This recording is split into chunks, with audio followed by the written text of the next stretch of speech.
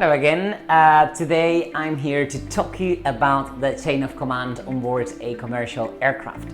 So the person who is in charge of the entire aircraft, the cabin, the passengers, cargo and the rest of the crew is always the captain. The captain is always going to be seated on the left hand side of the aircraft, and the first officer, second officer, co-pilot is going to be seated on the right hand side. Right, so we do have the captain as the first person in command. Then we will go, obviously, if there are other pilots, then we will go first officer or senior first officer, second officer, depending on how many pilots are carried on board the aircraft. And then we're gonna go into the cabin. So here is where we have the purser or the senior cabin crew, the cabin chief. This is called in so many different ways, depending on the country in which you are based.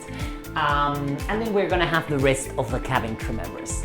Right, so as a curiosity, let me tell you that the captain is always gonna be sat on the left hand side, and first officer or co-pilot is gonna be sat on the right hand side. Yes, it is true that sometimes first officers, senior first officers, relief captains, depending on the names that they're being given by the airline that they work for, they may be seated on the left, and this is only usually in long-haul flights when the captain is gonna go out and take his or her rest. Someone's gonna have to be seated on the left and act as the captain. However, as always, the captain remains fully responsible of the entire aircraft, regardless if he's taking a rest or not. Okay, excellent. And then, so the aircraft left is always the captain's side, and the aircraft's right is always the opposite side. This is because in the event of an emergency or in the event of something abnormal happening, the way in which we are all trained to communicate with the pilots is always going to be with, by referring things as to where they are. So if they're on the left, it's always this left, it's the aircraft's left, not my left, not my right. So regardless whether I'm looking towards the back of the plane and this is my right, this is still the left hand side and this is the right hand side.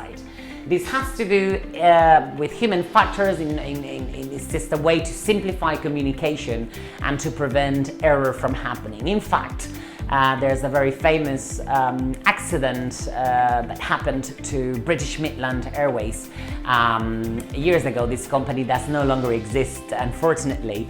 But what happened basically is the captain was informed that such engine on this side is not working, or there's fire on the engine. I can't remember exactly what happened, but what ended up happening was that the captain shut down the wrong engine, so the engine that was working perfectly well, that led the aircraft to crash, unfortunately.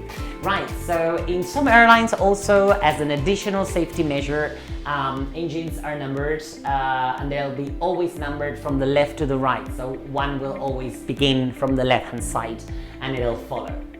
It is true that not every airline trains their cabin crew on this, but we still know this is the left hand side, this is the right hand side, and we do have other ways of communicating things, so by outboard, inboard and things like that, so just to provide more detailed information when we are communicating.